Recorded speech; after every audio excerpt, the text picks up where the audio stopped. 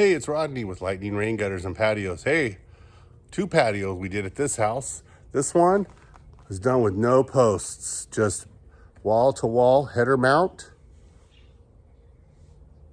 Fit right in between like a glove. This one, 16 by 16, and this one is 14 by 10. We've got a few LEDs, and we've got a fan in each one.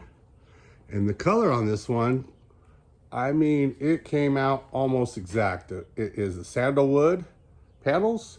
The sienna wood trim matches the house. We went ahead and tied the gutters together like that since we're happen to be the gutter guys. Custom cut that in there and hooked the LEDs up to a wireless switch. Remote control wireless switch, one for each patio. And so we're here with Felix and me. The other guy's already left, and another job done. Lightning Rain Gutters. Give us a call.